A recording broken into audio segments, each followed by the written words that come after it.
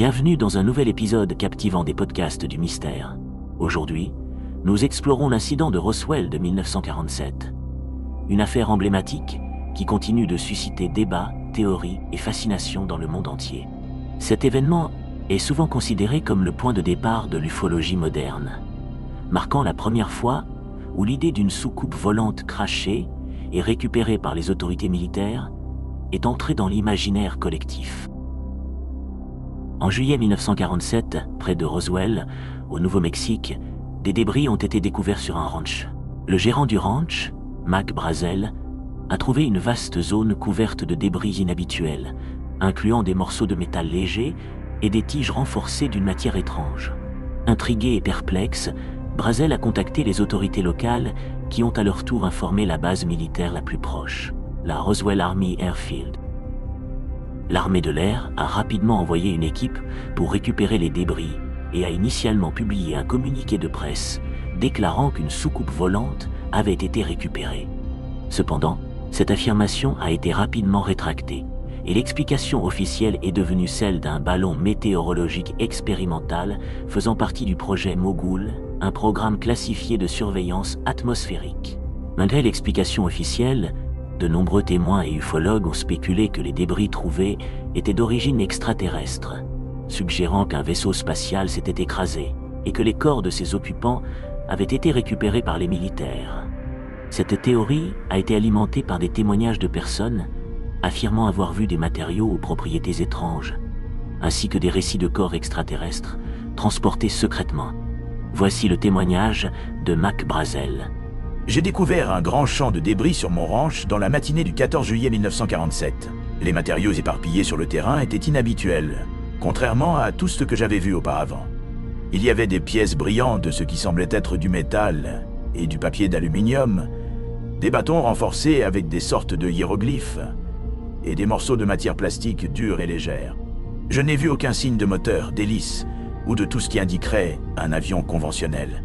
Intrigué et confus par la nature de ces débris, j'ai décidé de les apporter à la base militaire la plus proche pour obtenir des réponses. Là, les débris ont été rapidement confisqués et on m'a dit qu'il s'agissait d'un ballon météo écrasé, ce que j'ai trouvé difficile à croire étant donné l'apparence et la texture étrange des matériaux. Voici le témoignage du major Jesse Marcel, officier de renseignement à la Roswell Army Airfield, qui a participé à la récupération des débris. Quand j'ai été appelé sur le site où les débris ont été trouvés, j'ai immédiatement su que nous avions affaire à quelque chose de très inhabituel. Les matériaux éparpillés sur le ranch de Brazel étaient différents à tout ce que j'avais jamais vu ou manipulé auparavant. Il y avait des fragments métalliques qui avaient une résilience étonnante, pouvant être froissés ou pliés, mais revenant à leur forme originale sans plis. De plus, il y avait des poutres légères couvertes de symboles incompréhensibles qui ressemblaient à une sorte d'écriture. Je suis convaincu que les débris n'étaient pas d'origine terrestre. En les manipulant et en les examinant, j'ai réalisé que leur technologie et leur composition étaient bien au-delà de ce que nous connaissions à l'époque. La manière dont l'armée a rapidement sécurisé la zone et a géré la situation m'a également convaincu que nous avions trouvé quelque chose d'extraordinaire. L'explication officielle du ballon météo ne correspondait pas à ce que j'avais vu. En tant qu'officier de renseignement formé à identifier les équipements et les technologies militaires, je peux affirmer que ce que nous avons trouvé ce jour-là ne correspondait à aucun équipement conventionnel ou projet militaire connu de moi ou de mes collègues. Voici le témoignage de Glenn Dennis, un employé de la maison funéraire Ballard Funeral Home à Roswell. Peu après l'incident de juillet 1947, j'ai reçu plusieurs appels à la maison funéraire de la part de la base de l'armée de l'air, me posant des questions inhabituelles. Ils demandaient des informations sur nos capacités de préservation de corps à court terme, et si nous avions des cercueils hermétiques de petite taille. C'était inhabituel et contraire à toute demande que nous avions reçue auparavant. Plus tard, j'ai été appelé à la base pour transporter un soldat blessé. À mon arrivée, j'ai été témoin d'une activité inhabituelle et d'une sécurité accrue. J'ai tenté d'entrer dans la zone médicale où j'ai été confronté et menacé par un officier militaire. On m'a dit de partir immédiatement et de ne poser aucune question sur ce que j'avais vu ou entendu. Je connaissais une infirmière travaillant à la base qui, plus tard, m'a confié avoir assisté à une autopsie de corps récupérés de l'incident. Selon elle, les corps étaient non humains. Peu de temps après, elle a été transférée et je n'ai plus jamais eu de nouvelles d'elle. Ces expériences m'ont convaincu que quelque chose d'extraordinaire s'était produit et que l'armée essayait de le cacher. Les demandes spécifiques pour des cercueils de petite taille et les avertissements sévères pour garder le silence ne faisaient que renforcer mes soupçons.